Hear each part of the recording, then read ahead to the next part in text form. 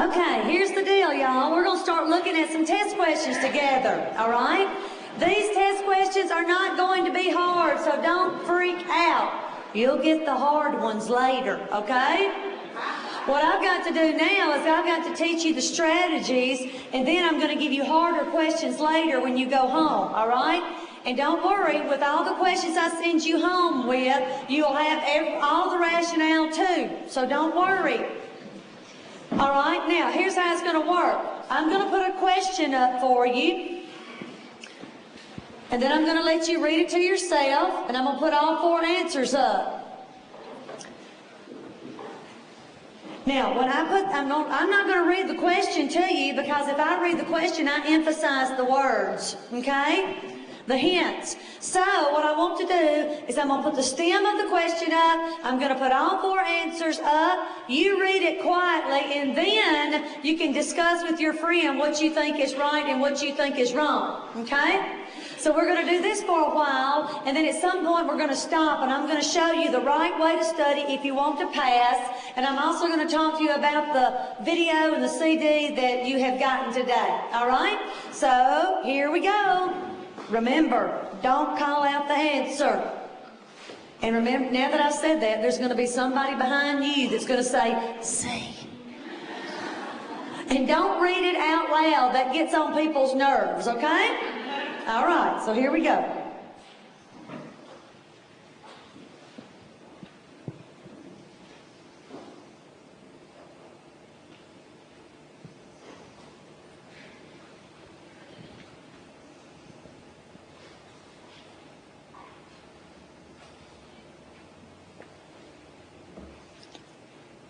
Tell your friend what you think the answer is.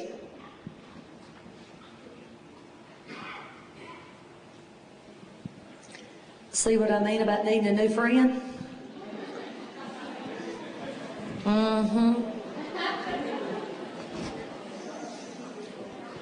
Explain to your friend why your answer is right and why the other 3 are wrong.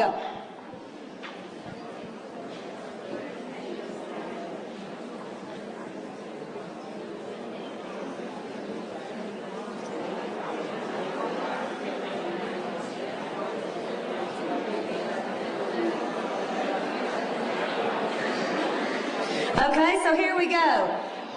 What I'm going to do is I'm going to start showing you with as many questions as possible how you should think when you go and take your test. Now, this is a clinical kind of question, isn't it? There's basically 2 types of tests you could get on your test. You could get a clinical thing, or you could get the management and delegation thing, all right, which we'll get to later. Now, you've got to say to yourself, I'm taking care of a patient. Always put yourself in the clinical scenario.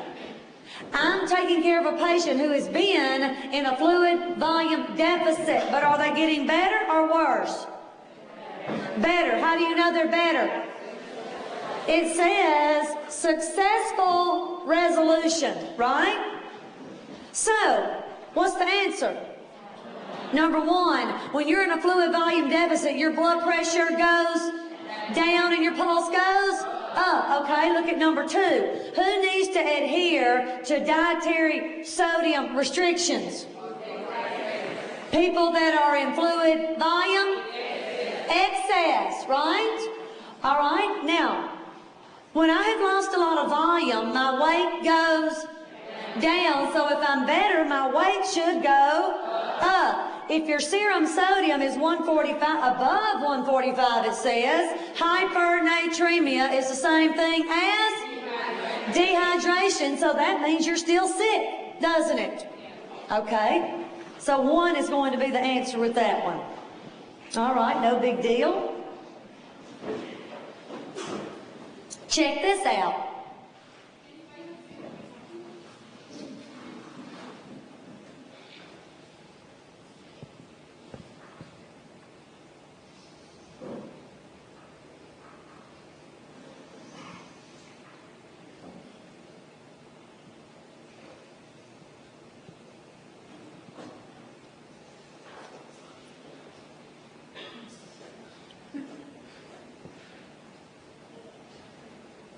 Answer?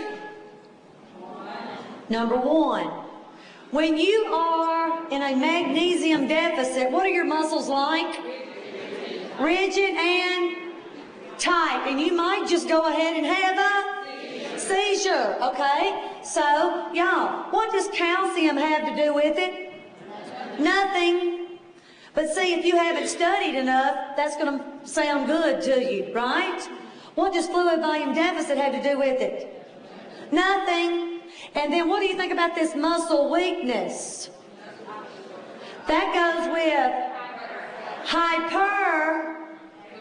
hypermagnesemia. This is talking about hypomagnesemia, muscle weakness, because magnesium acts like a what?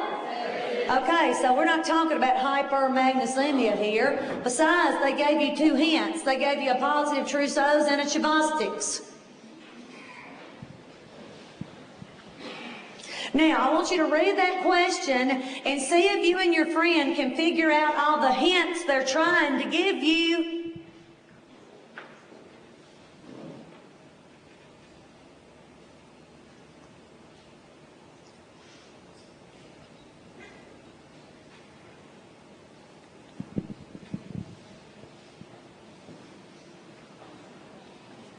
Tell your friend all the hints.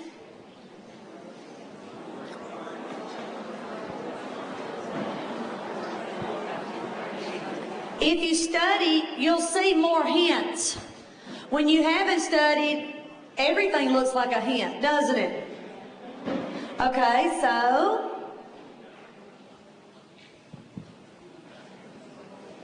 answer? Give me a number.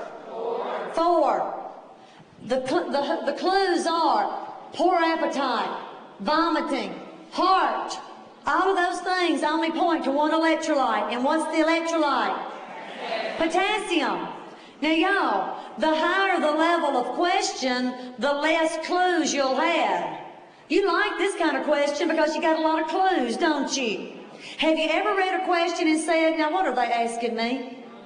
That's the way it's going to get. If you are answering this kind of question, medium level questions correctly, that's when it's going to go up into the high level stuff and you're not even going to know what they're asking you. And is this a good thing or a bad thing? It's good because you're in the high level. You don't get into the high level unless they have faith in you, you see.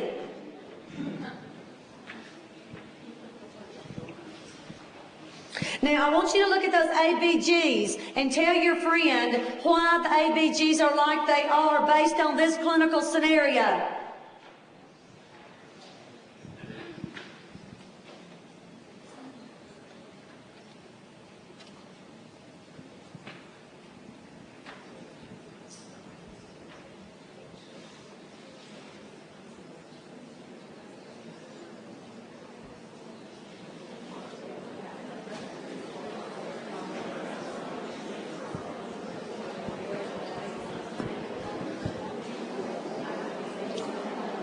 You see, if you can't look at the ABGs and figure out why they're that way, you'll never get the answer right.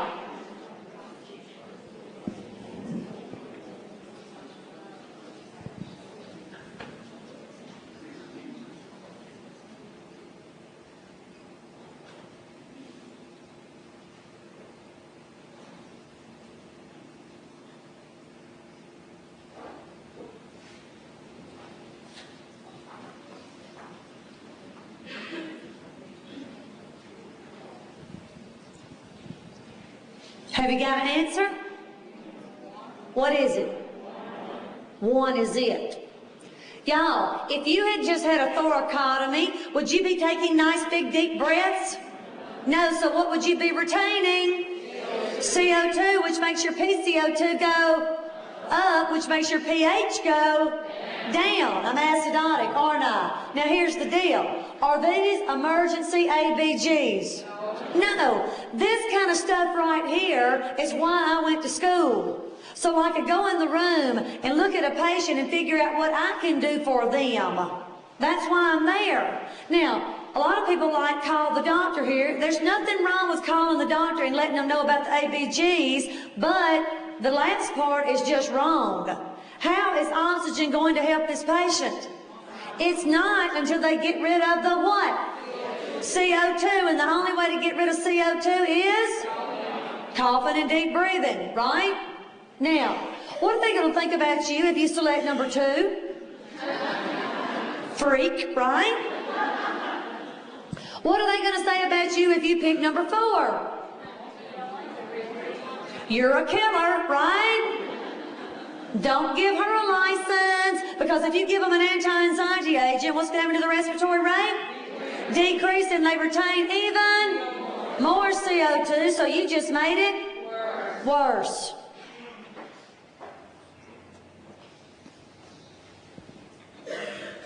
Look at all of that and tell your friend what you would do if this were your patient in the hospital.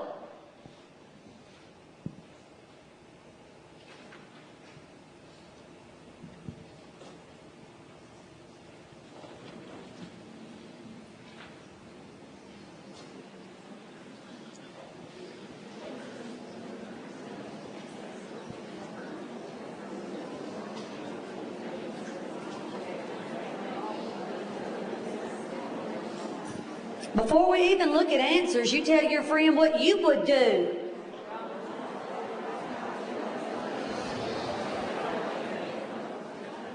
Now we're stuck with the answers they give us.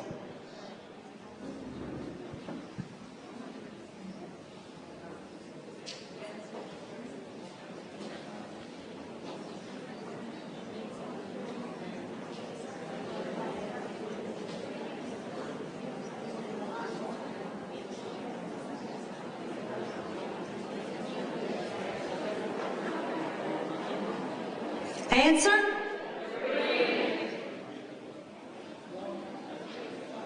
Are you sure? Some of y'all changed your answer. Okay. Is heart cath important? Yes, or it wouldn't be in the question. And then they gave you a bunch of lab work and all of it's messed up. But since it's a heart cath, what electrolyte am I most concerned about? Potassium. Now this lab work was done how many days ago? 5. And today my patient has muscle weakness and cramps. Well, if it was 3.0 5 days ago and they're having those kind of symptoms today, I'll bet it's even lower. If you send a patient like that to a heart cath, could it kill them? Yes. Yeah, so you don't send them, right? The answer's number 3. You got to call the doctor. If the problem is hypokalemia, pick an answer that will fix the problem. Some of you wanted to get you a 12-lead EKG. Did that fix the hypokalemia? No. Besides, if you got that for if you selected that, you're holding the 12-lead EKG in your hand. Now what are you going to do with it? Nothing, because nobody can read it, right? So it didn't do any good. It didn't help my patient in any way. Number 1, what you think about number 1? They need that because that's going to help them retain what? Potassium. What are the people going to think about you if you select number 2? What are you telling them you're going to do? You're going to run in the room and say, here's a banana, quick. I'll be right back with some banana pudding too. No. They're NPO for their heart cath, aren't they? That's a dumb answer.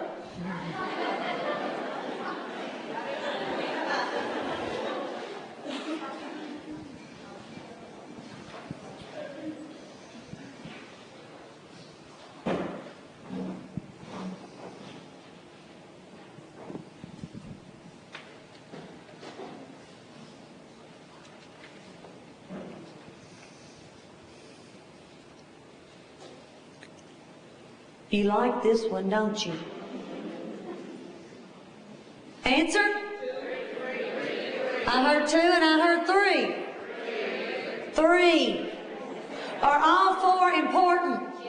Yes, but my priority with this scenario has got to be hey, they think that you think anytime you see airway, you're going to pick it no matter what's wrong with them. It's right here, but what if I come in with a kidney stone? Are you going to pick airway? No, but it is going to tear you up not to pick it. Because you know in nursing school it was always right. And like I said earlier, even if it wasn't, you could argue about it long enough and get you 2 points. Now couldn't you? There's no, I heard you. Not at my school. All right, check this out.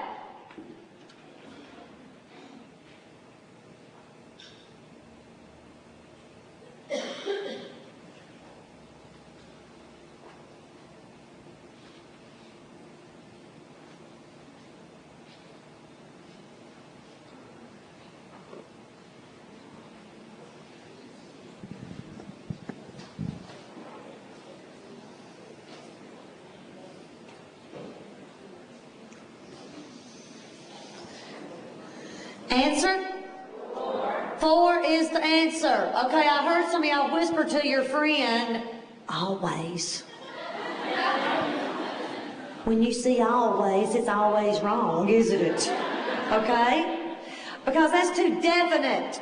That's too absolute. You never pick answers that are that definite because nothing's that definite in the world, right? So when you see words like always, never, wrong. Whereas when you see words like sometimes, maybe, kinda, those tend to make answers right. Because always pick an answer where you still got some breathing room left. Now y'all, besides always, why is cardiac monitoring no longer applicable? How long have they been in the hospital? A week. If I have an electrical injury, how long am I at risk for arrhythmias? Only the first 24 hours. So you sounded smart if you told your patient that, but it's just wrong, isn't it?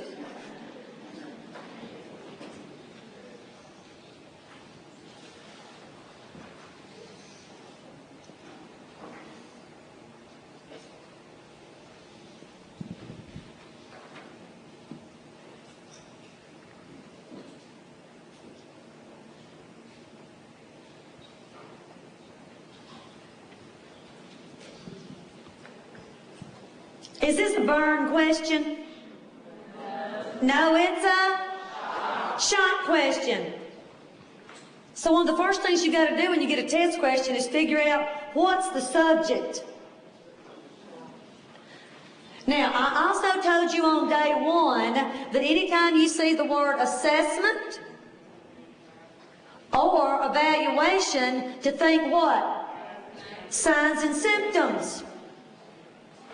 So all this question is saying is, hey, new nurse, do you know the signs and symptoms of early shock? Answer? 3. Number 4 would be late shock.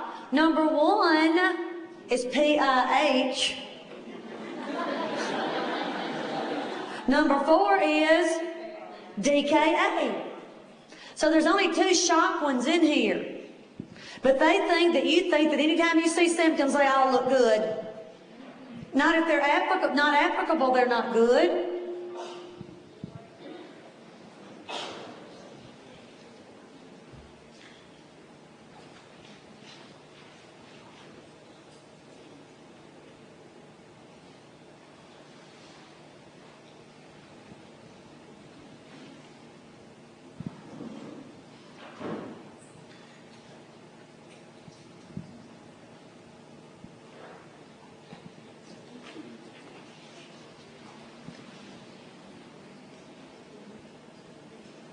Y'all, is first aid important?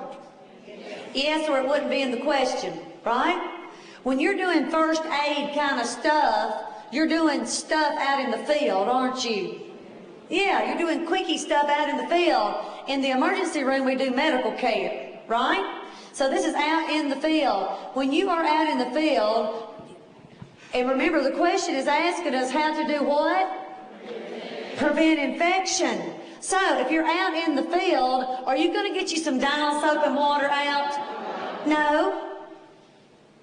Are you going to do nothing? That'll always be wrong, won't it?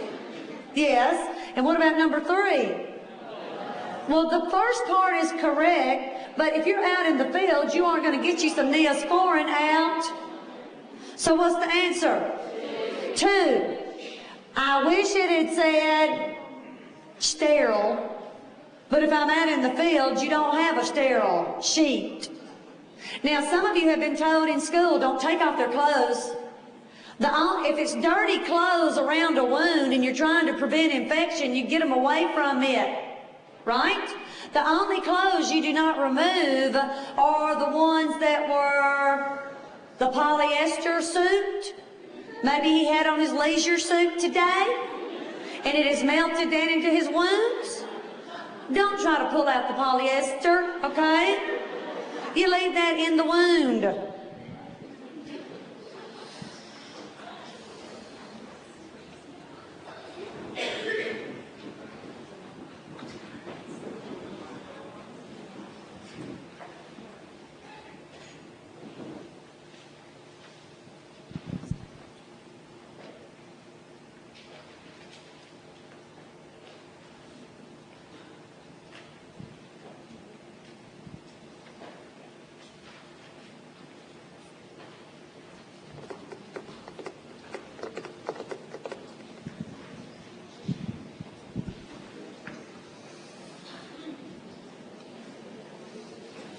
Answer?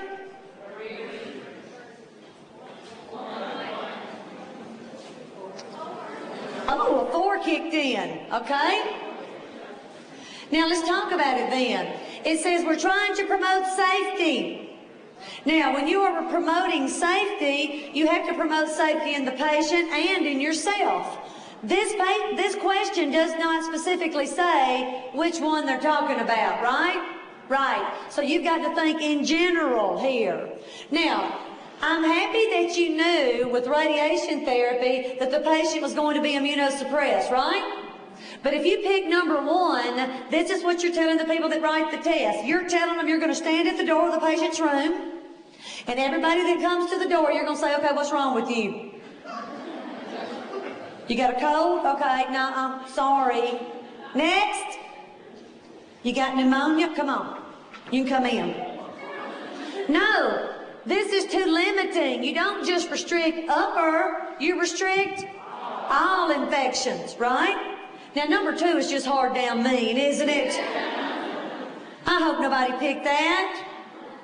So we got 3 and 4. Whenever. Whenever's the same thing as always. You don't have to wear the lead-lined apron every single time you go in the room. The only time you have to wear the lead-lined apron is when you know you're going to be in the room a long, long, long, long time. That's why your teachers told you to hurry up, get your act together before you ever go in the room, and then hurry up and get out, right? So that only leaves you what for an answer? 3.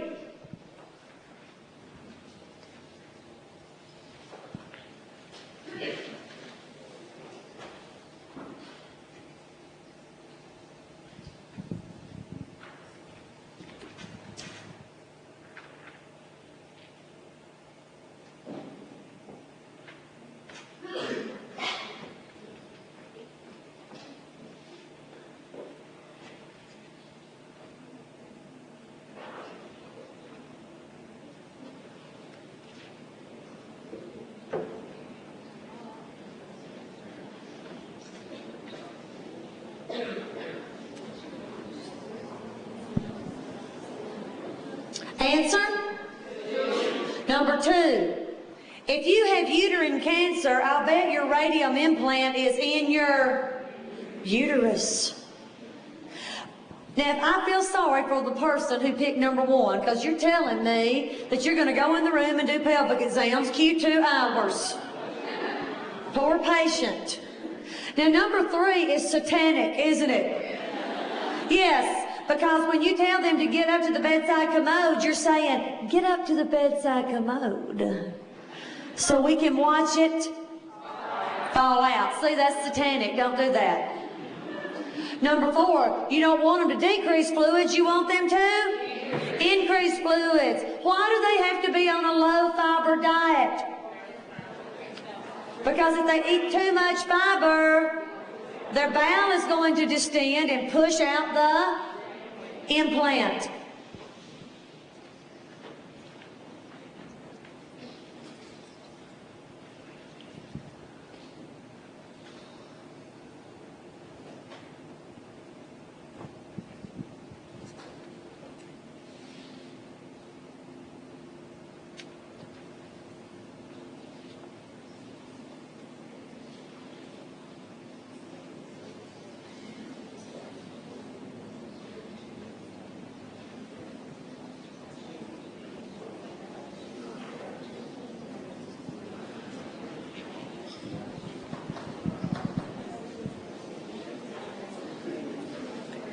When you read that question, they're trying to make you think that that patient is not in much pain, right?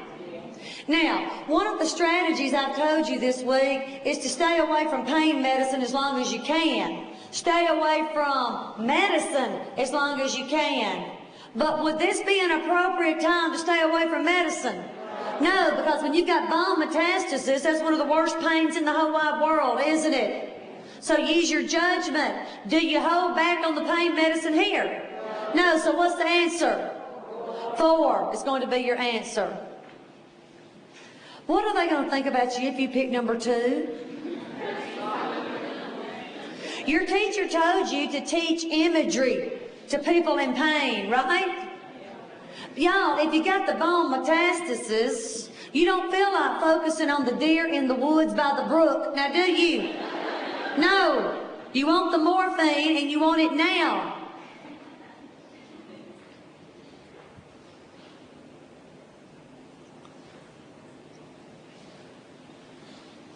Now, when you get to right here,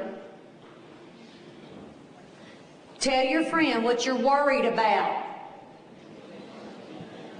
Because you've got to get to where you can read the question and figure out what you're supposed to be worried about.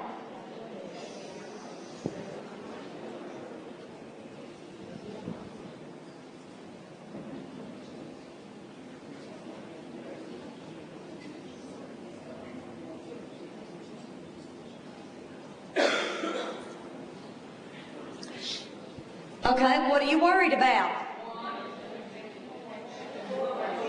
When you get to the question mark, what are you worried about? Infection, because the white count is too low. Now, just because I have a low white count, does that mean that I already have an infection? No, there are lots of people at home today sitting at home with a low white count, and they have a sign on their front door that says, "Do not come in if you're sick." Right? They're protecting themselves from infection. So, what's the answer? 1 is the answer, but I know there's some people in here that want to go ahead and get them some blood cultures. You do not get the blood cultures until the temperature has spiked. So first things first, watch the temp. When it goes up, then we'll order the blood cultures. Now let me ask you a question. What does urine output have to do with infection? Nothing. What do bleeding gums have to do with infection? Nothing. So the only 2 answers to choose from were these 2. Hey, if they wanted you to think the patient already had an infection, they would have told you. They would have said green sputum, a new cough. You see? He's just immunosuppressed.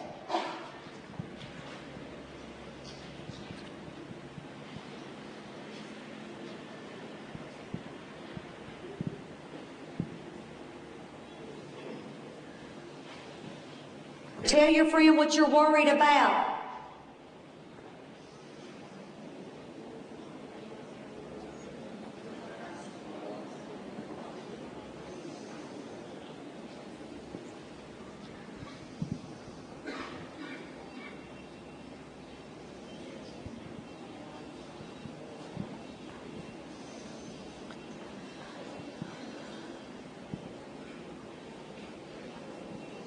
Answer?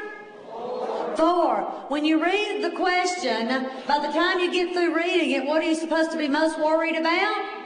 Infection, because again, the white count is too low. So there's only one answer that deals directly with infection, and that is hand washing. Bye, Mitch. That's my friend. He's gone now. Your teacher told you that the number 1 way to break the chain of infection is through hand washing.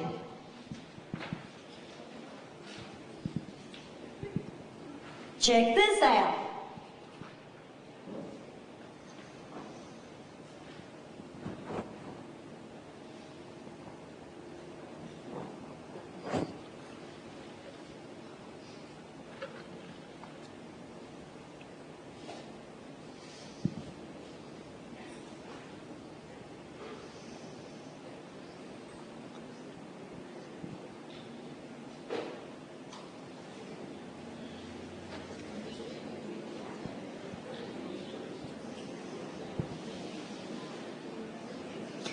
Y'all, is immediately important? Yeah, or it wouldn't be in the question. If that were you, immediate post-op, what would be the answer?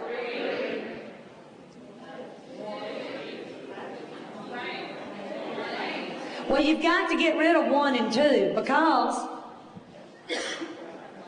you can't use a medical diagnosis in a nursing diagnosis.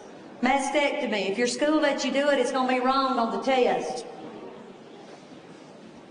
So that only leaves you 3 and 4. Well, if that were me and I was fresh post-op, if you don't mind, help me with my dressing change a little while, okay?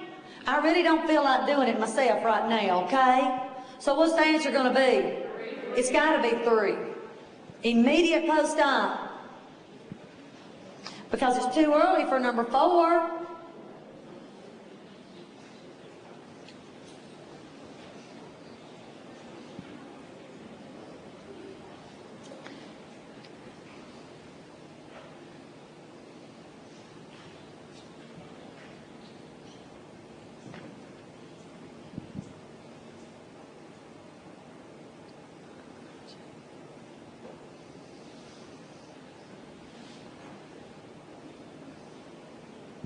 Y'all, when you go to that testing center, everything is going to start looking reasonable to you. And you're going to be sitting in your chair, putting yourself in every position there. Doesn't number 4 look comfy? Roll over, I got to jack up your arm. Answer? 3. That's it. Right arm elevated. We're worried about that edema, aren't we?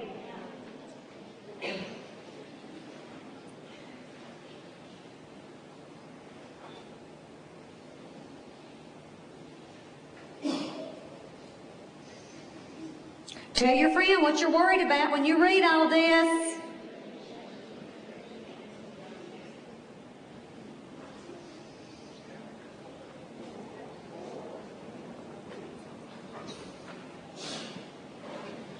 Answer?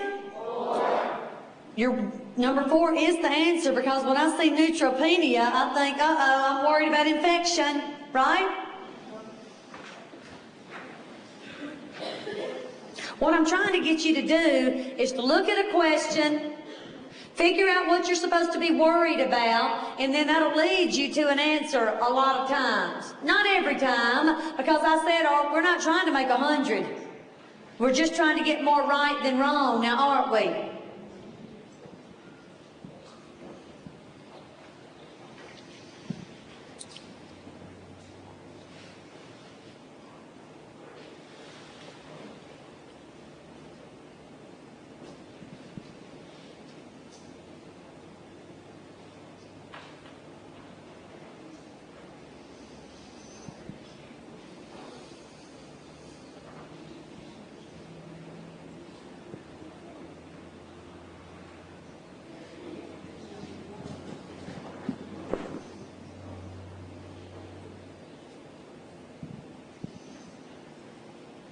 Answer?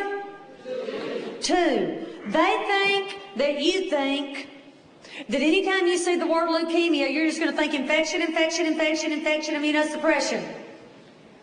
And you should think that. You should also worry about decreased platelets because can I have thrombocytopenia here too?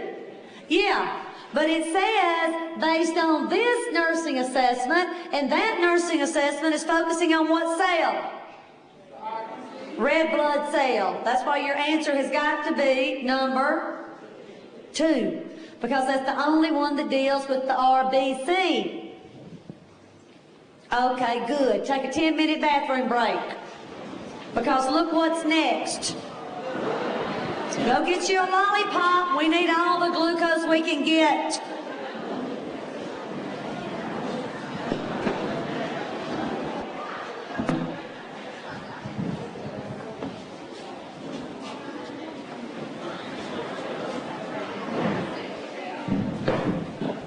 Okay, let's think hard.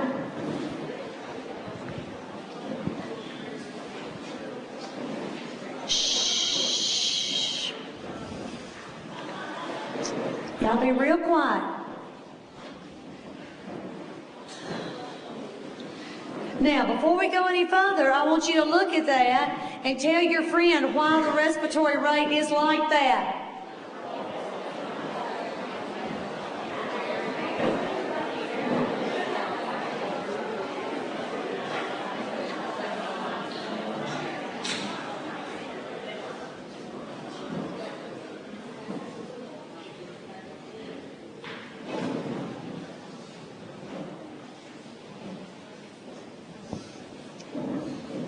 Answer?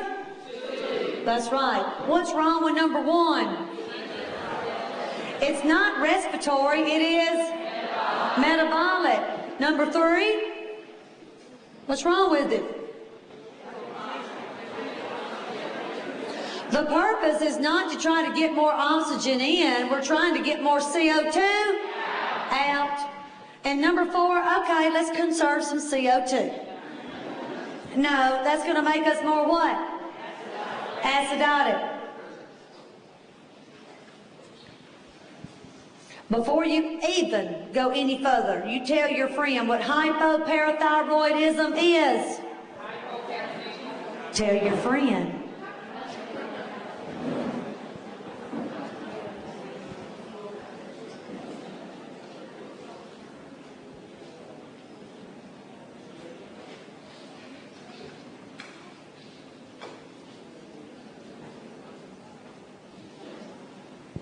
Don't forget to prioritize.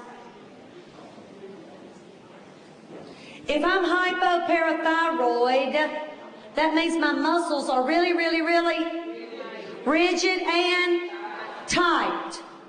So could I have a laryngospasm? Could I have an arrhythmia? What comes first? Airway. You see, they didn't say airway, they said trach set, which means the same thing as airway. Are both answers important? Yes, but you got to go by your ABCs sometimes, now don't you? If it's applicable, and it was, airway was applicable there.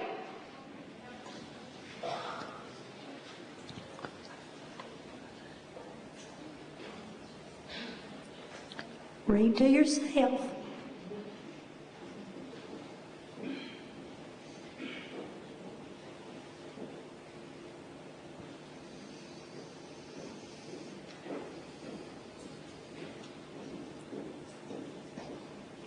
I told you, if you wanted to get more calcium and magnesium questions right, to think muscles first, didn't I? Answer? 3. Number 3. Now here's the confusing part. All right, let's go through it. I'm hypoparathyroid, so the doctor has ordered for me to have calcium gluconate because when I'm hypoparathyroid, that's the same thing as being hypocalcemic. So I need calcium. You need to look at my muscles to see if I'm doing okay. The only muscly answer here is 3. Now, a lot of people look at number 3 and say, but tetany is not the desired response. I know, but you're looking for the presence or the absence of symptoms. So that is right. That's the only one that's muscly at all.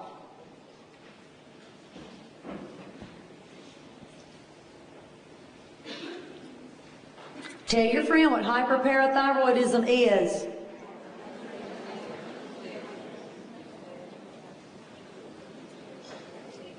And it's not muscle weakness.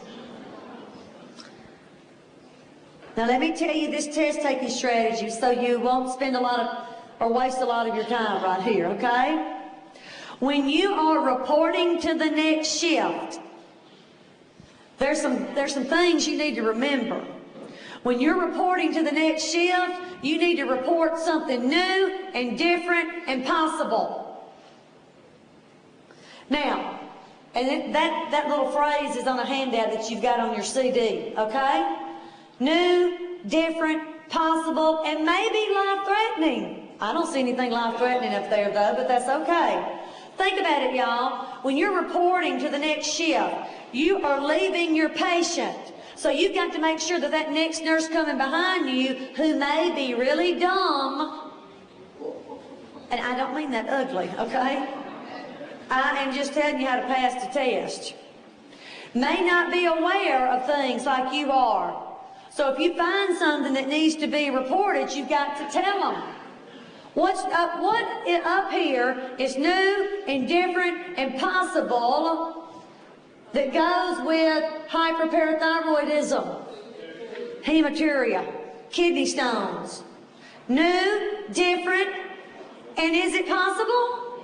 Yes. See, y'all, if hematuria was not even a possibility, don't pick it just because it sounds bad. But it goes with the disease. If you go and report, and you say, look, I'm reporting on Mr. Smith. He is in for hyperparathyroidism, and before I go, I want y'all to know he's having the muscle weakness. What are they going to say? Duh, right? That's the same thing as going in report and saying, I'm reporting on Mr. Smith, he's a diabetic, and before I go, I want y'all to know that his blood sugar's up. That didn't help anything, right? You see, they're wanting you to be extra cautious because they know the next person that comes behind you may not be as sharp as you.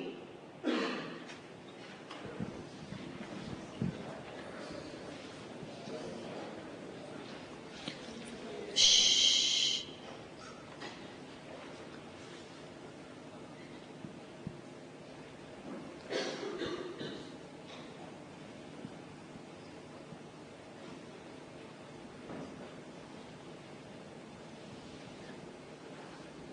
Tell your friend how you feel when you're hypothyroid.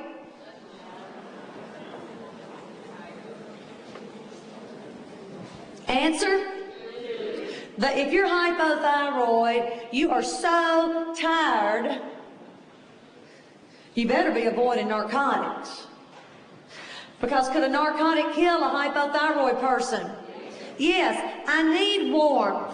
I need more exercise. And I don't know how you warn somebody about number 4. Don't let your fingers tingle. You see, you can't do that, can you?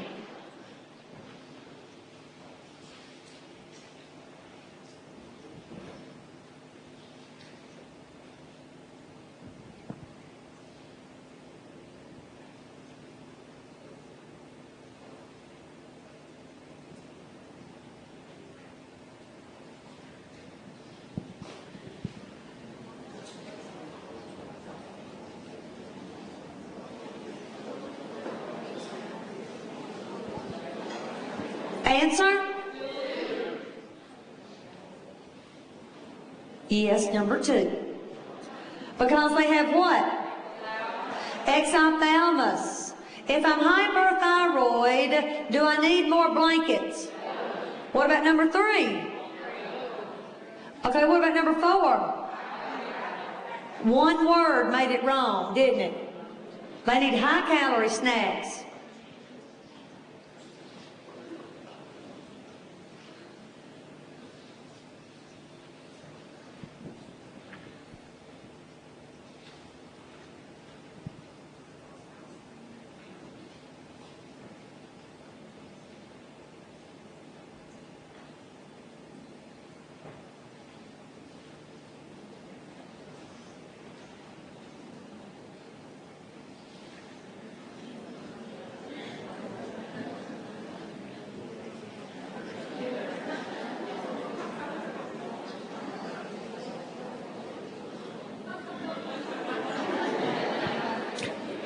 If I'm hyperparathyroid, my serum calcium is really high. And where did the calcium come from?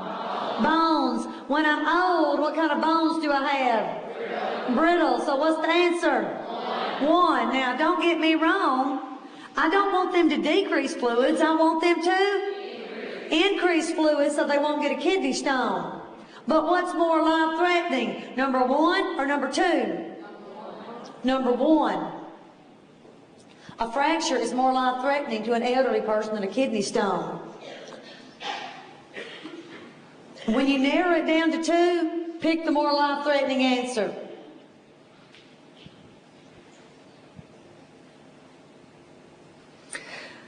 Before we look at answers, refresh your friend's memory on Addison's disease.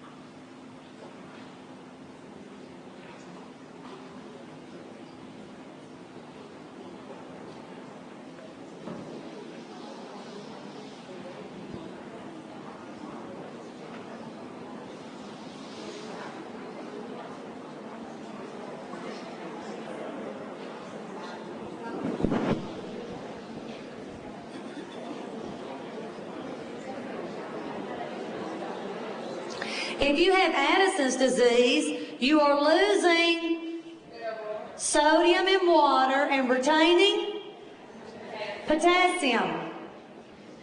Now listen to me. Addison's disease, you're losing sodium in water and retaining potassium. So from now that you know that, tell your friend which two you can get rid of. Well, if I'm losing my sodium, I need to eat a diet high in salt. If I'm retaining potassium, I don't need to be eating bananas. So that only leaves me number 1 and number 2. Now, look at that statement, number 2. What did I tell you about steroids? That's right, I told you the dose was always changing, so the only answer it could be is 1. I told you that steroids in some people cause insomnia.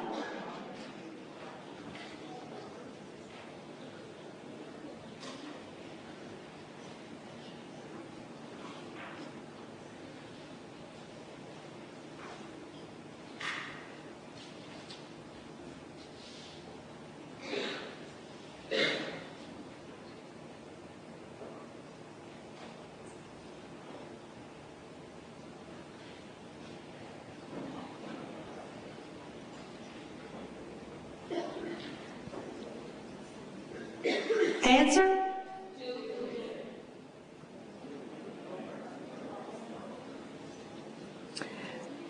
Most people narrow it down to 2 and 4, and out of those 2 things, which one's the most life-threatening? So that's the answer. But a lot of people are just dying to check the lab work. Well, while you're down the hall checking the lab work, what's your patient having? An arrhythmia. But you know what the calcium level is, don't you?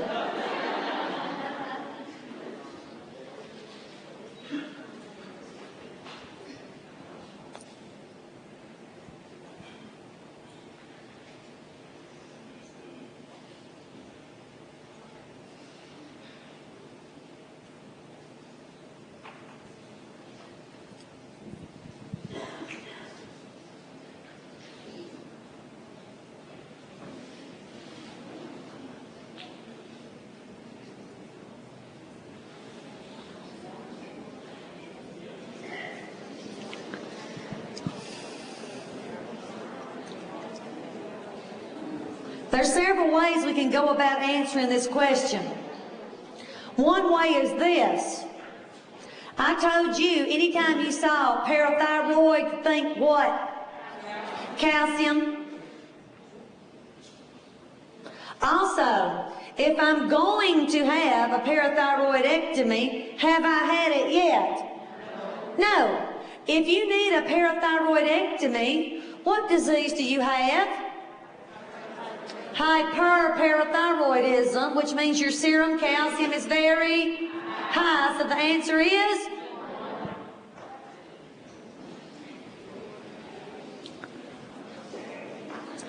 Now you tell me what green vegetables have to do with it. Green leafy vegetables. Hey, they put seafood up there because they wanted to make you think what? Thyroid, but we're not dumb. We're not going to do that.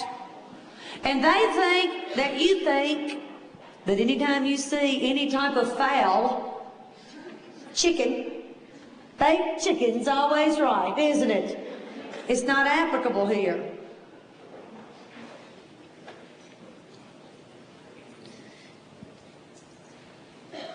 If you missed this, so help me.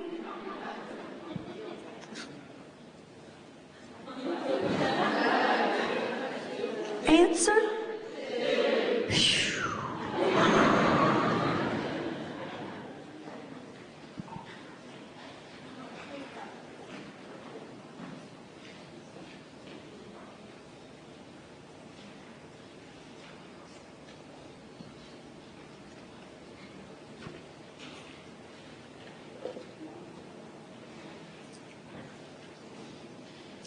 Now, before you answer, I bet you've already narrowed it down to 1 and 4.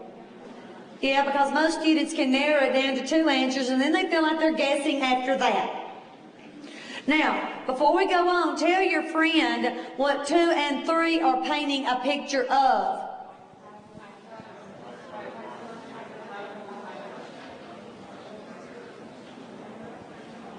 Number 2 is hyperthyroidism, and number 3 is hypothyroid. So I can get rid of them because they don't have anything to do with Cushing's. Now, do they?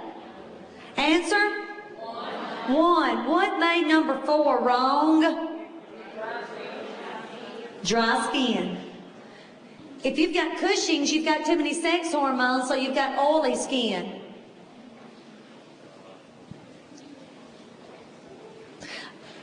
I hope that I'm illustrating for you how nitpicky you've got to know that little packet that we've been over this week. Read that and tell your friend what you're worried about.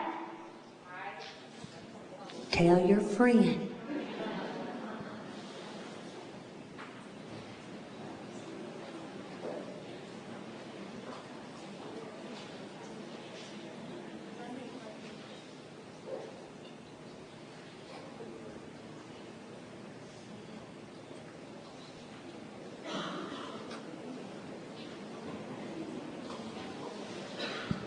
By the time you read all of this, you should be convinced that your patient is already what?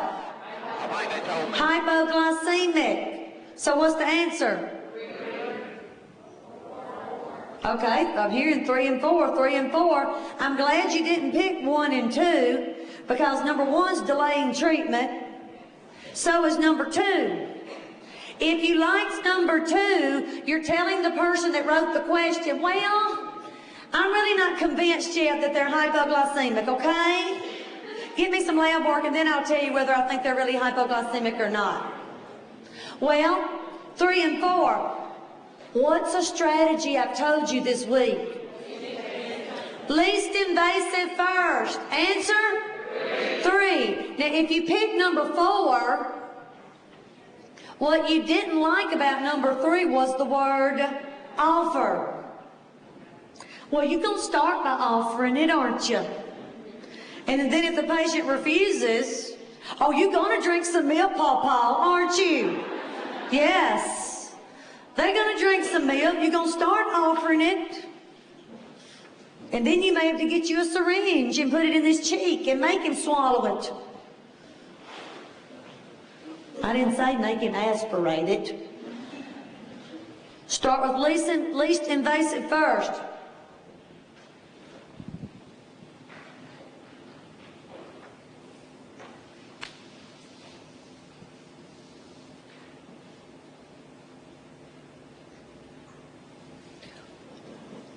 Whisper to your friend the only complication you get from insulin.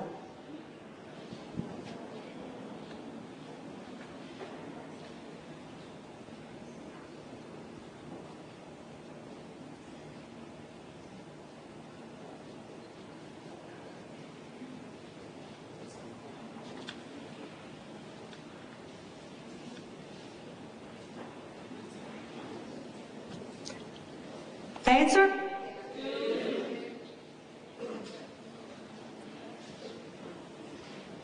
Number 1 is painting a picture of what? Hyperglycemia. Number 3 was sounding good till it said what word? Polydipsia goes with what? Hyperglycemia. And number 4 is just not near about as specific as that.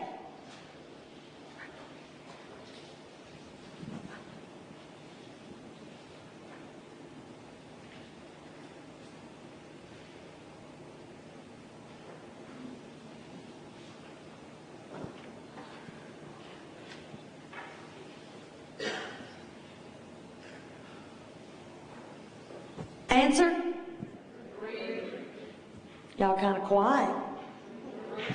If you give regular insulin, I know that the blood sugar is going to go down. So the number 1 thing I'm supposed to be worried about is hypoglycemia, and the only hypoglycemia answer there is number 3. Now, some people still like number 1 because they're like, well, that's why I'm reporting it, Marlene. It's because they started coo-smalling after. That's weird. They're not supposed to do that, I know. If you pick that one, you're telling the people that write the test, I think they might coo-smal after I give insulin. No, they coo-smal before you give the insulin.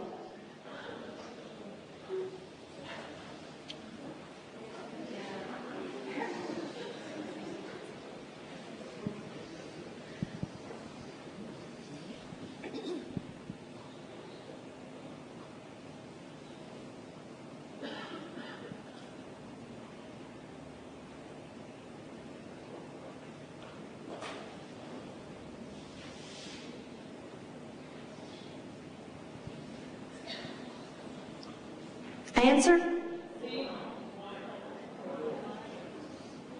Okay. We have a vein problem, don't we? I like number 2 because when you do elevate veins, don't you? Yes, because that increases venous return. There's nothing wrong with number 3. They can get up to the commode. They'll put a bedside commode there and let them get up as long as they do not bear weight on the affected extremity. There's nothing wrong with number 4. Because if I've got a clot in one leg, can I get a clot in another? Yes, and it's not saying that you're not going to put the hose on my bad leg too. But I made a specific point the other day to say to you, do not put cold on veins. I said use warm, moist heat.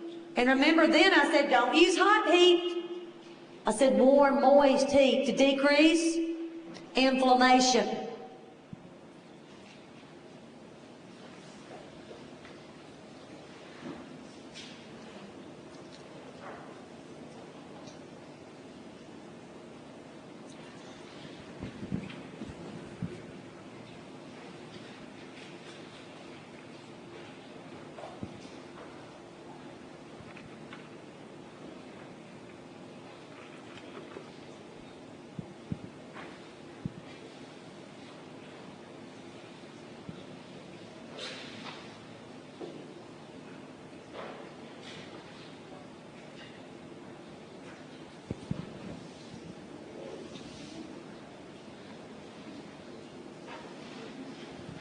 Answer?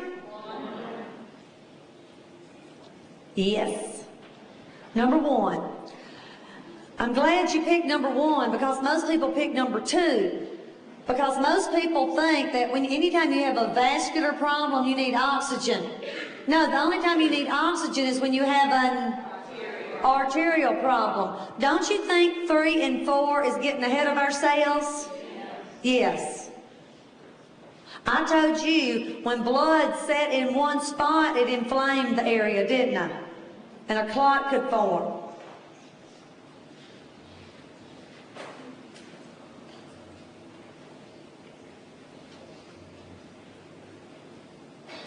You better get it right.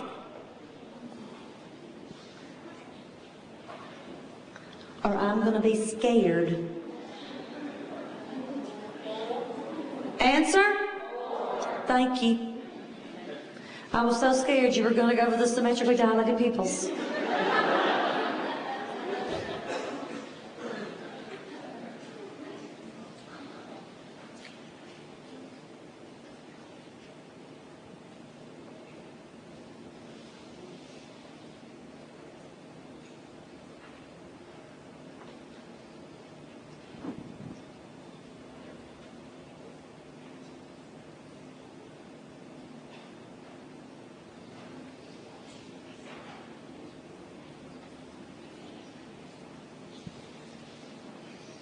Answer?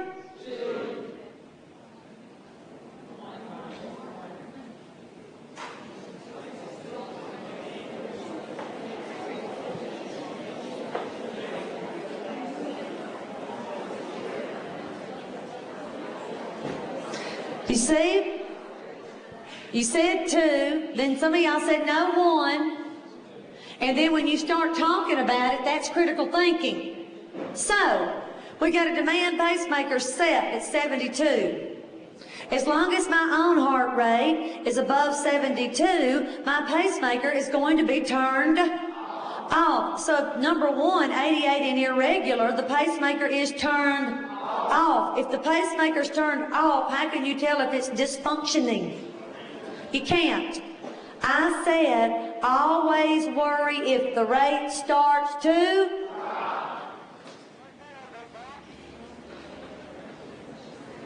But she said it could vary plus or minus 5.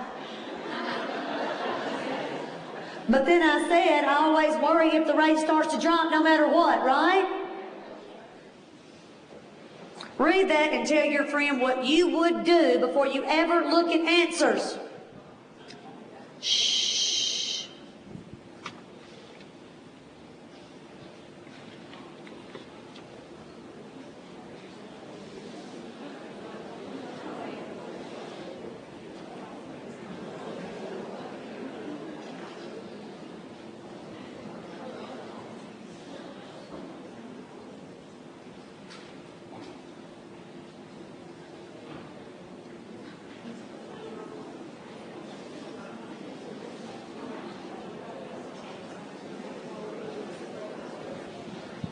Answer?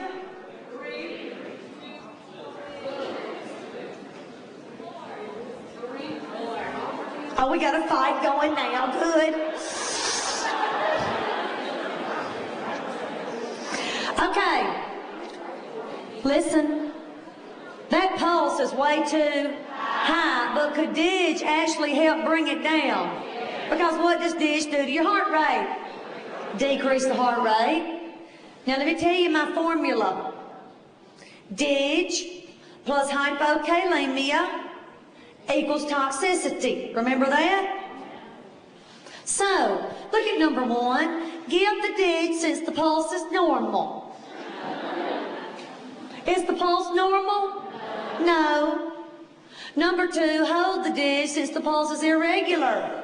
DIG is given for arrhythmias. Number 4, hold the DIG since toxicity occurs with high potassium levels. That's not a high level, it's a low level. So the only answer is? Call the doctor. Hey, if the problem is hypokalemia, then do something to fix the problem. That's the only one that addresses the problem.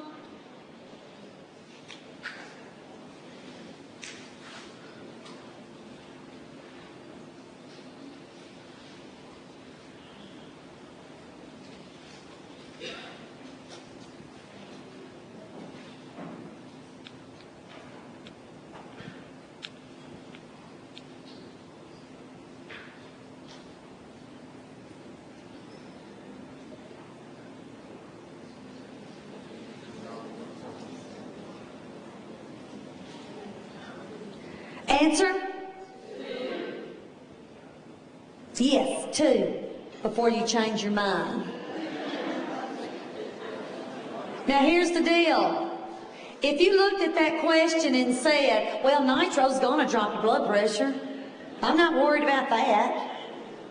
Well, it dropped their pressure to 90. Is that important?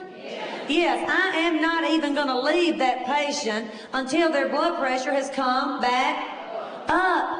And I'm certainly going to make sure the next nurse knows what happened, right?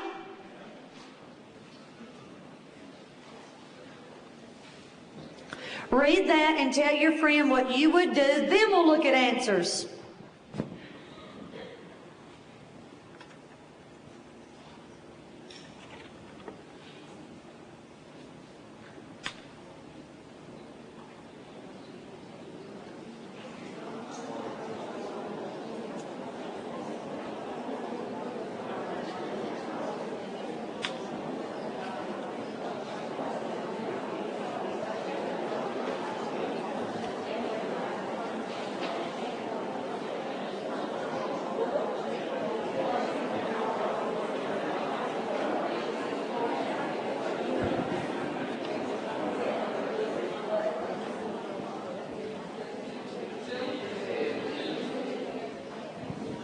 If they've got a DIG level of 2.2, they're already toxic. So if you pick number 1, you're telling the people that write the test, I'm going to kill them in a timely manner.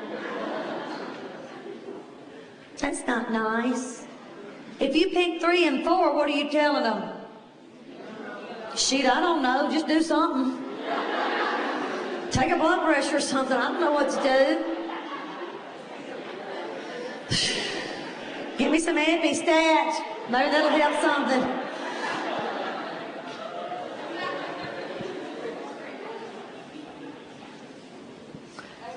Read that and tell your friend what they're painting you a beautiful picture of.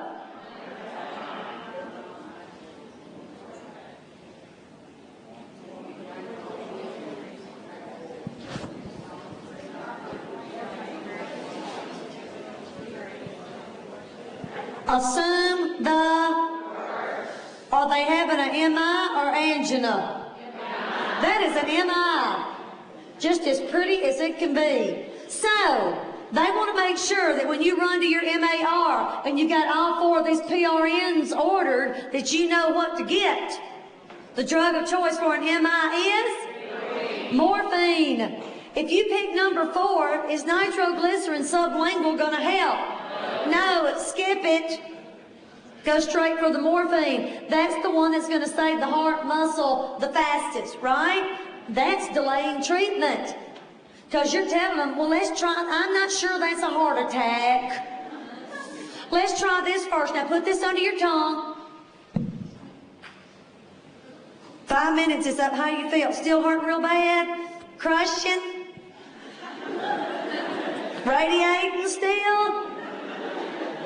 Your teacher told you that time is muscle. Don't delay treatment. Go straight for the morphine.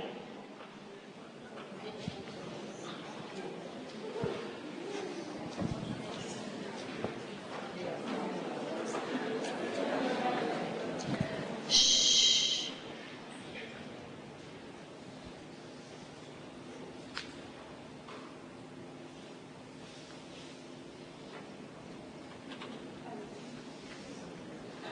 Gross.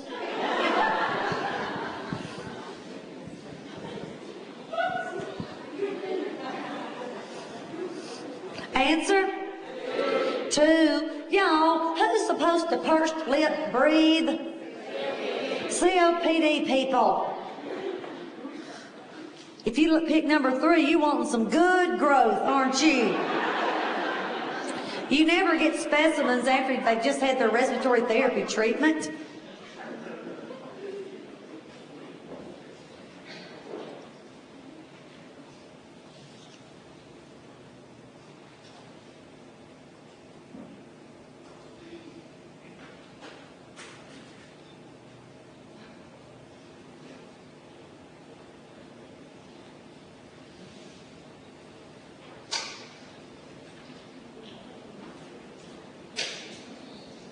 Answer?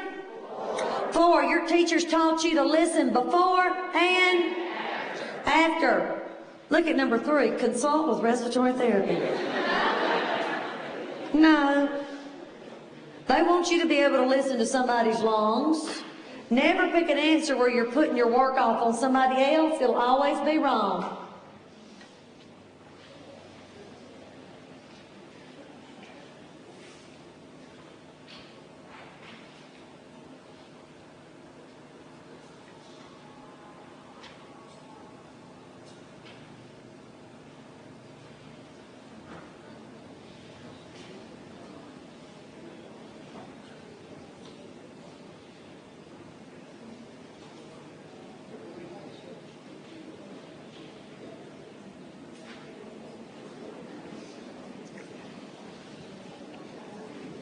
A complication of the what? Bronchoscopy. Answer? 3, 2, 4. So a 1 kicked in. You didn't want him to feel left out. Okay, everybody in here agrees that it's okay for them to come back with a depressed gag reflex, right? We just keep them MPO until it returns. So now we're looking at 3 different things here. If you just had a big fiber optic scope run down into your lungs, you might come back with some sputum streaked with a little blood. It doesn't say large amount of bright red blood. So now we got 3 and 4. If you pick number 4, y'all, when you went down for your bronchoscopy and you were out of it, they dropped you on your head while you were down there because a winding pulse pressure is a sign of ICP. But see, some of y'all looked at that number 4 and said, well, that's a complication of something. I don't know what, but it's something bad when you get it. It doesn't go with the bronchoscopy. Bronchoscopy is an airway deal. So pick an airway answer. Tachypnea. I told you that when people go for procedures where they sedate you, I said even though they sedate you, when they come back, their respiratory rate should still be normal. Not depressed, that's bad, and not too fast. They think you're always going to pick the scariest sounding one. If it's not applicable, don't pick it.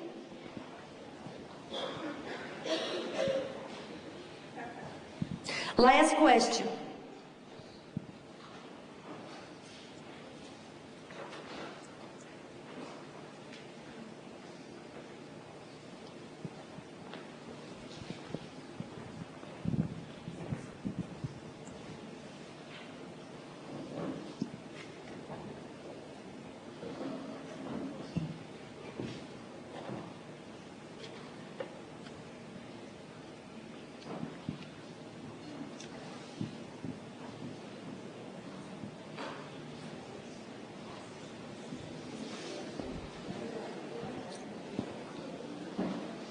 Answer?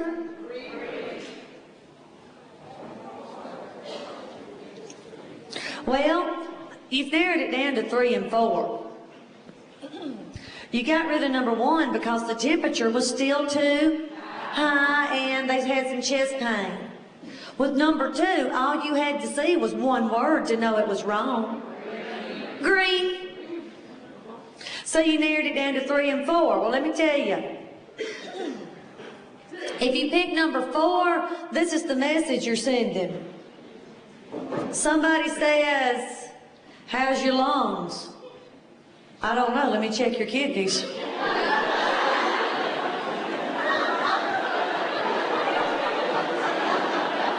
Now you know that doesn't match.